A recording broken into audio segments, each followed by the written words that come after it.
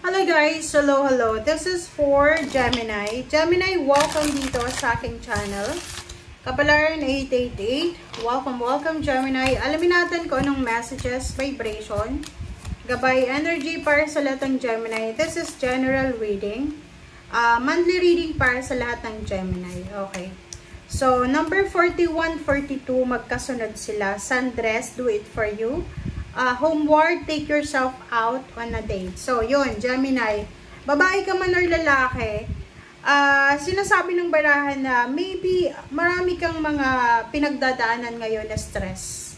Stress, anxiety, boredom, or parang basta pakiramdam mo yung feeling na wala ka namang problema pero parang feeling empty ka. Diba? May emptiness eh.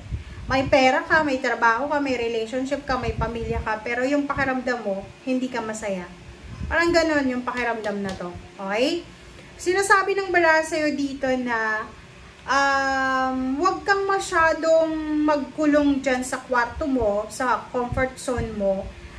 Make sure na may oras ka pa rin makapagliwaliw, diba? So, napaka-importante, Gemini, na ngayong buwan ng November, kailangan mong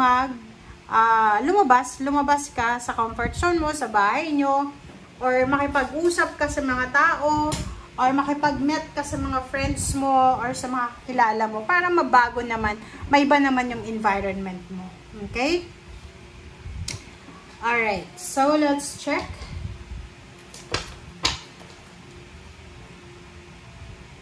This is for money career.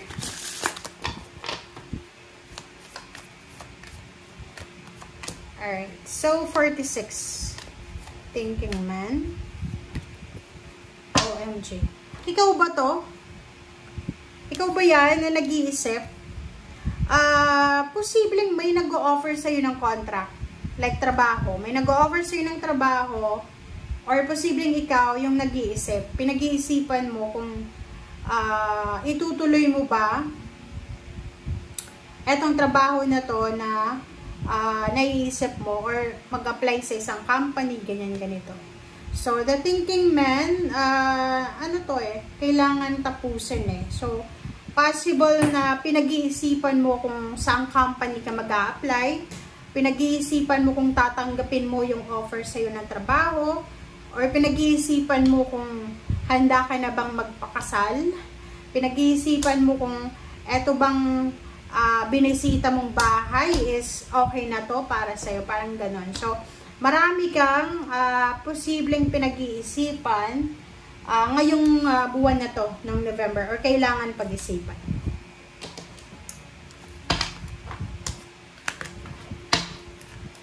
Alright, so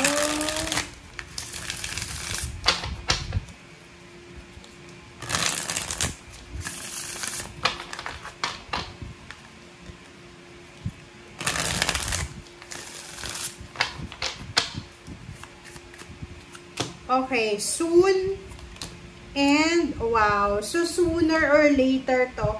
So, sinasabi ng baraha, malapit na. Okay, Gemini.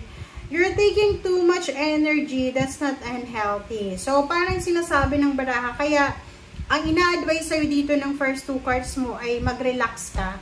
Kasi baka ang dami-dami mong pinoproblema. Lalo na yung mga Gemini na walang trabaho. Gemini na malapit ka nang mag-retire. Gemini na hindi ma-promote sa trabaho. Ano pa ba? Yung Gemini na nasa long distance relationship, natatakot siya na baka palitan siya ng karelasyon niya. Ang dami mong, di ba, you're taking too much energy. Ginagamit mo lahat ng energy sa katawan mo sa pag-iisip. Baka hindi ka na nakatulog niyan or makakatulog sa sobrang pag-iisip. So, dito sinasabi ng baraha, just let go kasi soon di ba? Kung wala kang trabaho, hindi ka pa na-promote or kung ano man itong hinihintay mo, huwag kang mai-stress kasi parating na siya. Okay? Right.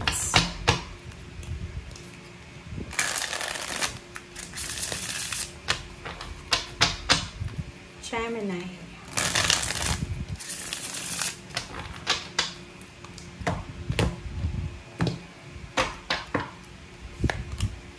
Okay, first card natin is Empress. Empress, Judgment, and Hierophant. So, dito sa barahang to, sinasabi ng baraha sa'yo na isang desisyon na posibleng kailangan mong gawin, okay, para makapagsimula ka. Like, for example, sawang-sawa ka na sa pinagtatrabahuan mo ngayon na company, or sawang-sawa ka na sa pagiging unemployed, or sawang-sawa ka na sa lugar kung nasaan ka ngayon, kung saang bansa ka ngayon, or saang probinsya. You need to decide, okay? Isang desisyon ang kailangan mong gawin para makapagsimula ka, para makausad ka. And the Hierophant is here, may tao dyan sa paligid mo. You are surrounded ng mga Hierophant. So, ibig sabihin, napapaligiran ka ng mga taong like-minded sila. So, napapaligiran ka ng mga tao na pwedeng makapagbigay sa'yo ng positive point of view, kumbaga matutulungan ka nila. They're your mentors, your family, your partner, kung sino man siya. Okay, na pwedeng makatulong sa'yo kung kailangan mo ng tulong about sa decision making. Page of Pentacles and the Hermit. OMG. Okay, so dito naman, sinasabi ng baraha sa'yo na there's incoming diba? So, wag kang masyadong nagpapanik about money, about status, about sa buhay mo. Kasi, sinasabi ng barahan na may paparating sa'yo This one is financial success. This is good news about money in the future. And sinasabi ng barahan na in the near future, magiging sobrang stable, secured. Magiging sobrang tahimik yung buhay financial mo because you are surrounded ng mga tao na talagang sobrang generous. May mga tao dito, nasa 6 of Pentacles, may mga tao dyan na, tawag dyan, may mga tao na willing sila na turuan ka.